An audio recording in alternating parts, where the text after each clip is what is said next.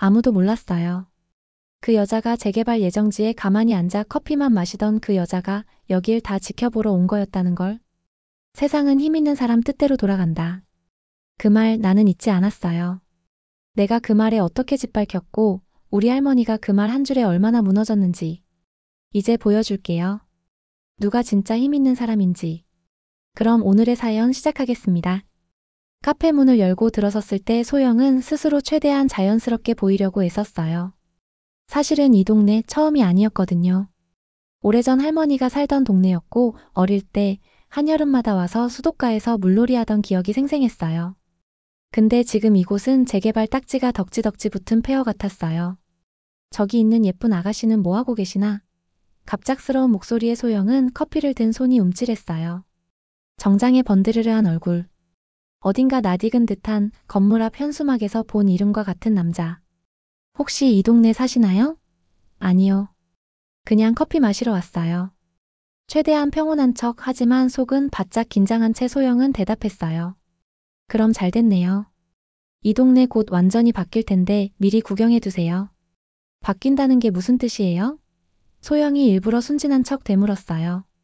그 남자는 웃었어요. 혀를 차며 말했죠. 재개발이죠. 이런 낡은 건물들 다 부수고 새로 지을 거예요. 물론 여기 있던 사람들은 다른 곳으로 가야겠지만요. 소영은 손에 힘이 들어갔어요. 잔잔한 표정은 유지했지만 속은 끓어올랐어요. 사람들이 원해서 하는 일인가요? 그 순간 그 남자의 눈빛이 바뀌었어요. 입꼬리를 비죽 올리며 말했죠. 원하고 안 원하고가 중요한가요? 세상은 힘 있는 사람 뜻대로 돌아가는 거예요. 그 말이 어찌나 사무치도록 익숙한지. 예전에도 그랬어요. 할머니가 이 동네에서 쫓겨나듯 나올 때도 그들은 비웃으며 계약서 하나 던져줬어요. 그 남자가 명함 하나를 소영 쪽으로 밀었어요. 혹시 아가씨도 관심 있으면 연락하세요. 이 구역 곧 커집니다. 아가씨처럼 예쁜 사람은 늘 환영이에요. 소영은 명함을 가만히 내려다봤어요. 이 사람 날 전혀 모르고 있구나. 그리고 이 동네도. 이 골목 하나하나 모퉁이에 쌓였던 기억들, 할머니가 새벽마다 쓸던 계단 밑 먼지들. 내가 이 동네에 다시 세우러 왔어요. 소영은 조용히 웃으며 말했어요. 감사해요. 근데 전 그쪽이 말한 힘 있는 사람이 누군지 곧 보여드릴 생각이에요. 재개발 구역. 지도 위에선 몇 개 블록일 뿐이었지만 그 안엔 수십 년 쌓인 삶의 결이 있었어요. 소영은 그 골목 사이를 천천히 걸었어요. 전봇대에는 이주 동료 안내문이 찢어진 채 바람에 날리고 있었고 벽마다 빨간 글씨로 철거 예정이 덕지덕지 붙어 있었죠. 아가씨 처음 보는 얼굴이네. 마주 나온 아주머니 한 분이 말을 걸었어요. 네, 잠깐 근처 일 있어서요. 소영이 웃으며 인사를 건넸고 아주머니는 커피를 내려놓으며 말했어요. 여기 사람들 다 떠났다고들 하는데 우리 같은 사람도 남아있어요. 갈 데 없으니까. 골목 끝 작은 분식집. 거기엔 소영이 어릴 적 자주 다니던 김밥집이 그대로 있었어요. 노란색 간판은 바랬고 창문은 뿌옇게 먼지 쌓여 있었지만 그 안에선 여전히 김밥 써는 소리와 라디오 음악이 흘러나오고 있었죠. 김소영 맞지? 깜짝 놀라 돌아본 소영은 주방에서 나온 중년 여자를 보자 숨이 턱 막히는 느낌이었어요. 정 선생님? 맞구나. 너 그때 할머니랑 같이 와서 만두 시켜 먹던 그 아이 눈시울이 붉어진 건 소영이 아니라 그 여인이었어요. 어쩐 일이니? 여기 다시 오기 힘들었을 텐데. 소영은 잠시 망설이다가 조용히 말했어요. 그때 아무것도 못했어요. 할머니가 여기서 쫓겨날 때도 너무 어렸고 너무 몰랐어요. 정 선생님은 소영의 손을 잡았어요. 그래도 다시 와줘서 고맙다. 요즘은 누가 우리 얘기 들어주는 것만으로도 참 고마운 세상이야. 그날 밤 소영은 고시원 침대 위에서 낡은 공책을 꺼냈어요. 그 안엔 재개발 구역 내 주민 명단, 점포 현황, 공공개발 협약 관련 문건이 깨알같이 정리돼 있었어요. 마지막 장엔 이렇게 쓰여 있었어요. 할머니가 마지막으로 남긴 집. 빼앗긴 그 자리 꼭 다시 되찾을 것. 소영은 펜을 꺼내 그 문장 아래에 작게 한 줄을 더 적었어요. 이 동네 힘 있는 자들 뜻대로는 안 됩니다. 할머니가 쓰러진 날 누가 우리 집 문을 부쉈는지 아세요? 소영은 그날 본 분식집 아주머니의 손을 꼭 잡고 묻고 있었어요. 아주머니는 잠시 침묵하다 조용히 입을 열었어요. 건축 쪽 사람이었어. 하얀 헬멧 쓰고 목에 줄자 걸고 다니던 남자. 사람들 사이에선 소장님이라 불렸지. 이름 혹시 기억하세요? 박태건. 맞아, 박태건. 소영은 그 이름을 듣자마자 숨이 턱 막히는 것 같았어요. 박태건. 그건 며칠 전 카페에서 자신을 개발자라고 소개한 그 남자의 명함에 적혀 있던 이름이었어요. 그 사람은 이 동네를 부쉈던 사람이고 지금도 부수려는 사람이었어요. 그리고 그날 할머니의 마지막 기억을 짓밟은 사람이었죠. 소영은 조용히 명함을 꺼내 테이블 위에 내려놓았어요. 이 사람 맞아요? 분식집 아주머니는 그걸 본 순간 말도 없이 고개를 끄덕였어요. 저 사람이었어. 그날 밤 소영은 침대에 누워 과거 경찰서 진정서 사본을 꺼냈어요. 2020년 7월 3일 오전 9시경 서울시 구동 주택가 강제 철거 과정 중 노인 의식불명 상태로 병원 이송. 민원 제기 후 담당자는 무대응. 끝내 이주 지원비도 지급되지 않음. 신고인은 김소영. 19살 때 쓴 이름이었어요. 하지만 그때 아무도 그 글을 읽지 않았고 아무도 움직이지 않았어요. 소영은 그 문서를 스캔해 익명으로 시민고발 게시판에 올렸어요. 이 동네 철거 과정에서 사람 한 명 죽었습니다. 그리고 그 담당자는 지금도 뻔뻔하게 그 자리에 있습니다. 다음 날 오전. 재개발 추진 주민 설명회장이 술렁이기 시작했어요. 혹시 이 기사 봤어요? 예전에 여기서 노인 사망 사건 있었다던데. 그거 그냥 소문 아니었어? 아니야, 이름까지 다 나왔어. 박태건이 그때 담당자였대. 그리고 그 순간 회의장 뒷자리에 앉아있던 소영의 눈이 조용히 빛났어요. 이제 시작이야. 소영은 요 며칠 이상하게 자주 마주치는 사람들이 있었어요. 분명 모르는 얼굴인데 길목마다 서 있고 카페 근처에 주차한 차 안에서도 누군가 계속 휴대폰을 보고 있었죠. 익명 고발 이후 소영은 박태건 쪽이 자신을 의심하고 있다는 걸 직감적으로 느꼈어요. 이거 너무 위험한 거 아냐? 친구 민서는 걱정했어요. 혼자 그러다 다치기라도 하면 어쩌려고 그래. 그럼 그냥 이대로 둬? 그 사람은 여전히 사람들을 밀어내고 있어. 소영은 차갑게 대답했지만 사실 마음은 불안했어요. 진실을 알린다는 게 이렇게 빨리 목까지 조여올 줄은 몰랐죠. 그러던 어느 날 소영의 고시원 문에 한 장의 쪽지가 붙어 있었어요. 2020년 7월 3일. 나는 그 자리에 있었습니다. 구청 전직 주무관 최모 씨. 진실을 듣고 싶으면 내일 오후 4시 옛 공원 매점으로. 그날 오후. 소영은 약속된 장소로 갔고 낡은 벤치에 앉아있던 한 노인을 만났어요. 김소영 양 맞지? 네. 정말 그날 거기 계셨던 거예요? 그는 조용히 고개를 끄덕이며 손에 쥐고 있던 낡은 서류 뭉치를 내밀었어요. 그날 난 구청에서 나가 있던 감독관이었어요.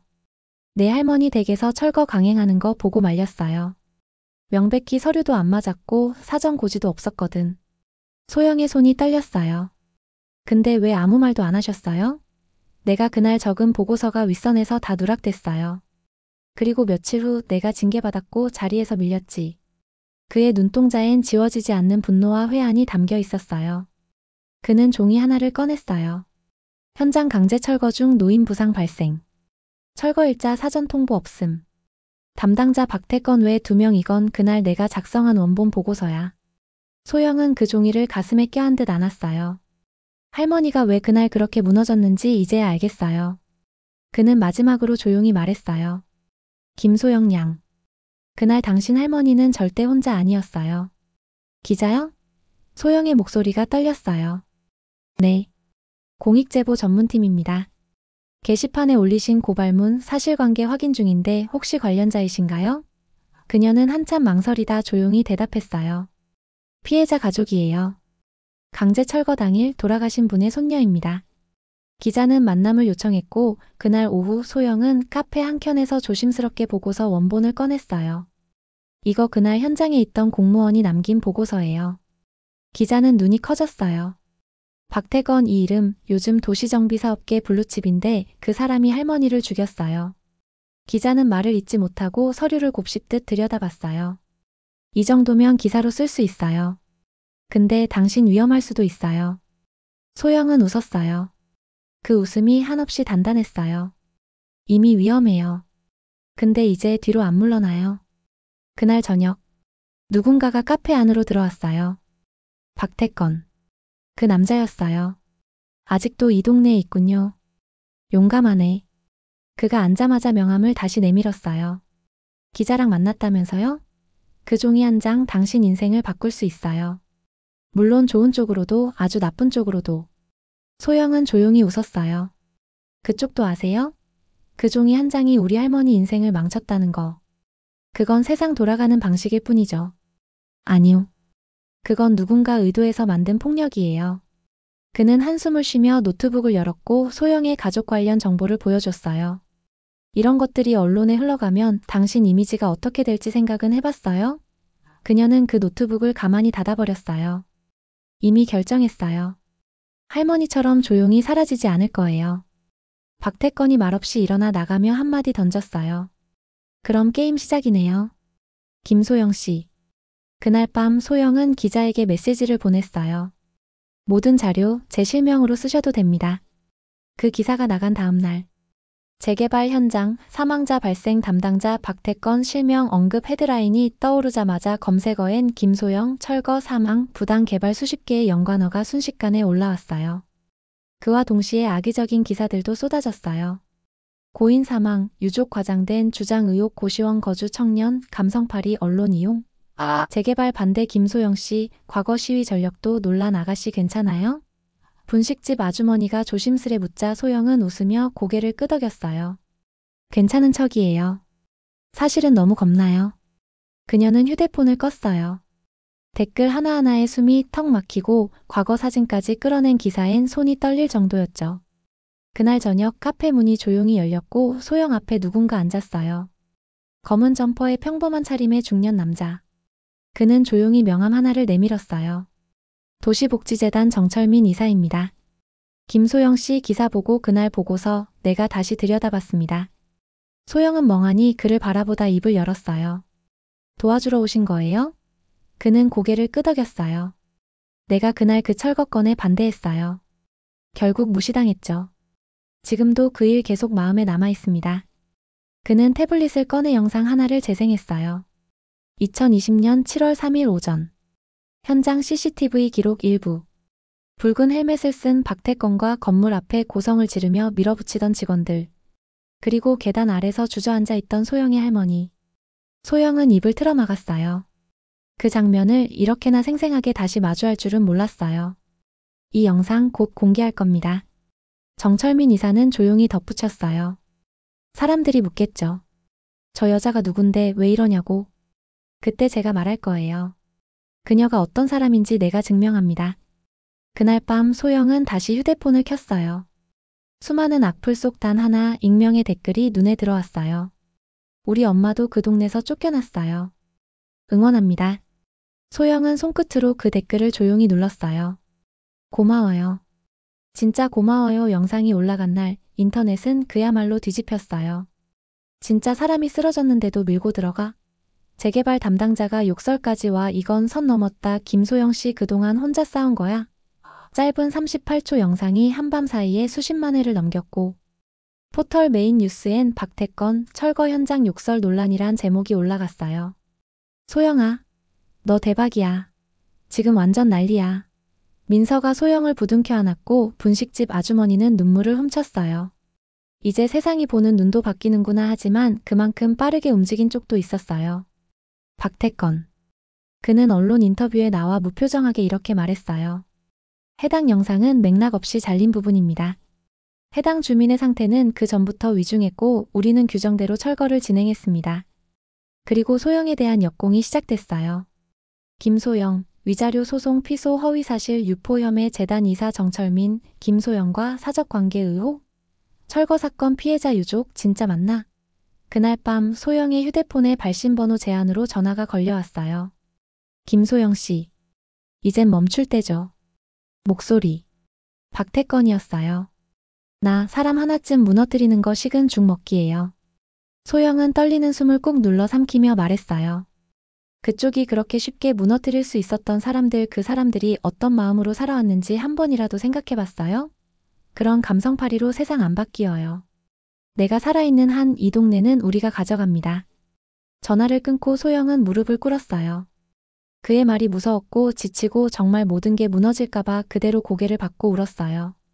그때 누군가 카페 문을 열고 들어왔어요. 정철민 이사였어요. 일어나요. 우리 이번엔 절대 물러서지 말아요. 그는 소영 앞에 한 장의 문서를 꺼내 보였어요. 박태건의 비자금 계좌 추적 기록, 그리고 이름이 올라간 수상한 법인 목록. 이거면 충분해요. 이젠 우리가 쥐고 흔들 차례예요. 비자금 계좌, 명예 빼돌림 법인, 그리고 사망자까지. 정철민 이사는 그날 기자회견에서 단호하게 말했어요. 이 자료는 박태건 씨가 5년간 어떻게 공공개발을 사유화했는지 증명합니다. 뉴스 속 화면에는 소영이 조용히 앉아 있었어요. 기자는 말했죠. 이번 사안을 처음으로 공론화한 피해 유족 김소영 씨는 진실이 밝혀질 때까지 조용히 싸워왔습니다. 그녀는 마이크 앞에서 말했어요. 할머니가 계시던 그 집은 비록 지금 사라졌지만 그 기억과 온기는 누구도 지울 수 없어요. 누군가 또 그 자리에 똑같은 방식으로 울게 만들고 싶지 않았어요. 며칠 후 박태건은 횡령 및 직권남용 혐의로 구속 수사를 받게 됐고 그가 주도하던 재개발 사업은 전면 중단되었어요. 할머니 소영은 그 골목길 입구에서 작은 현판을 달았어요. 이곳은 김술래님이 마지막까지 삶을 지켜낸 자리입니다. 그 뜻을 이어 이 공간은 주민기억 아카이브로 남습니다. 동네 아이들이 그걸 바라보며 말했어요. 이 골목 이젠 없어지지 않는 거래. 그리고 소영은 카페 창가에 앉아 조용히 커피를 마셨어요. 옆자리엔 정철민 이사가 앉아 있었죠. 그는 커피잔을 내려놓고 말했어요. 김소영 씨, 앞으로 뭐 하고 싶어요? 소영은 창밖을 보며 웃었어요. 이제 나만의 집을 지어보고 싶어요. 누구도 빼앗지 못하게 작지만 단단한 곳. 그날 밤 소영은 마지막으로 할머니 사진 앞에 무릎을 꿇었어요. 할머니 이제야 얼굴 들고 갈 수 있을 것 같아요. 사진 속 할머니는 말없이 웃고 있었어요. 그 미소가 모든 대답을 대신하는 듯 했죠. 김밥 한 줄 더 줄까? 아니에요. 이제는 돈 내고 먹어야죠. 소영은 웃으며 지갑을 꺼냈고 분식집 아주머니는 괜히 등을 토닥였어요. 그래도 넌 우리 동네 딸 같은 애야. 시간은 조금씩 흐르고 동네는 다시 평온해졌어요. 물론 철거는 멈췄고 재개발 계획은 백지화됐지만 대신 이곳엔 작은 변화가 시작됐어요. 텃밭을 다시 가꾸는 할아버지, 벽에 벽화를 그리는 아이들, 오랜만에 문을 연 동네 서점. 이곳이 진짜 집이란 말 이제야 알 것 같아요. 소영은 동네 카페에서 커피를 내리며 그렇게 말했어요. 그녀는 직접 운영하는 작은 북카페를 열었고 동네 주민들은 하나둘 찾아와 책을 읽고 조용히 차를 마시곤 했죠. 어느 날 익숙한 인물이 문을 열고 들어왔어요. 박태건이 아니라 정철민 이사였어요. 여기 커피 말고 감동도 판다면서요? 소영은 웃었어요. 감동은 재고 없고요. 진심은 한 잔 드릴게요. 그는 소영에게 작은 봉투를 내밀었어요. 그때 기부했던 주민기록센터 이름 정했어요. 소영은 봉투를 열었고 거기엔 이렇게 적혀 있었어요. 김술래 기업관 삶을 지키려 했던 모든 이름 없는 사람들을 위해 그녀는 봉투를 가슴에 껴안았어요. 할머니가 이거 보시면 또 한참 잔소리하셨을 거예요. 왜 혼자 다 하냐고, 왜 말 안 했냐고. 정철민은 조용히 말했어요. 이젠 같이 하세요. 당신 혼자 싸우는 시대는 끝났어요. 그날 저녁 소영은 카페 문을 닫고 혼자 의자에 앉았어요. 그리고 속삭였죠. 내가 만든 이 조그만 자리 이젠 나를 위해 남겨둘게요. 창밖에 바람이 불었고 낙엽 하나가 툭 떨어졌어요. 소영은 조용히 눈을 감았어요. 이제야 진짜 평화가 시작된 거였어요. 소영 씨, 요즘은 좀 웃어요? 카페 테라스에서 정철민은 커피잔을 내려놓으며 물었어요. 소영은 고개를 살짝 끄덕였어요. 네. 웃고 있어요. 예전처럼 많이는 아니지만 이제 진짜 웃고 있는 것 같아요. 가을이 깊어질수록 카페 앞 은행나무는 노랗게 물들었고 동네 아이들은 낙엽을 모아 성처럼 쌓곤 했죠. 소영은 그걸 멀찍이 바라보다 살짝 혼잣말처럼 말했어요. 이런 게 집이면 좋겠다. 정철민이 조용히 대답했어요. 그럼 이제는 그렇게 생각해요. 집은 벽으로 지어지는 게 아니라 지키고 싶은 사람이 있는 곳이 집이라고. 소영은 그를 바라보았어요. 그 눈빛 할머니의 오래된 등잔불처럼 따뜻했어요. 그때 혼자였으면 여기까지 못 왔을 거예요. 이젠 혼자 안 할 거잖아요. 조용히 고개를 끄덕이며 소영은 그 사람의 손을 잡았어요. 그 따뜻한 온도에 묘하게 눈물이 나려 했지만 애써 참았어요. 이건 슬픔이 아니라 오래된 안도의 눈물이었으니까요. 며칠 뒤 김술래 기업관 개관식 날. 많은 이들이 모였고 정철민은 간단한 인사 후 무대 위로 소영을 불렀어요. 그녀는 마이크 앞에 섰고 잠시 숨을 골랐어요. 여긴 누군가의 이름이 기억되는 곳이에요. 사라진 자리를 지키려 했던 작은 손길 하나하나를 기록해두는 곳이에요. 그리고 이제 제 이름도 이곳 어딘가에 남겨보려 합니다. 도망치지 않고 피하지 않고. 행사가 끝난 후 둘은 함께 동네 골목을 걸었어요. 그 길엔 다시 문을 연 작은 가게들과 웃는 사람들, 그리고 낙엽 위를 걷는 아이들이 있었어요. 정철민 씨. 응. 당신 손을 놓지 않으면 그게 바로 집이겠죠? 그는 말없이 그녀 손을 꼭 잡았어요. 말보다 따뜻한 온도가 먼저였고 그 온기가 소영의 모든 상처를 감싸주는 것 같았어요. 그날 밤 카페 문을 닫고 돌아서며 소영은 혼잣말했어요. 이제야 정말 살아보는 거구나. 시청해주신 여러분 진심으로 감사합니다. 이 이야기가 마음에 와닿으셨다면 구독과 좋아요 한 번씩 그리고 댓글로 응원해주세요. 여러분의 응원은 더 좋은 이야기로 돌아옵니다. 지금까지 미소 한 줌 이야기였습니다. 감사합니다.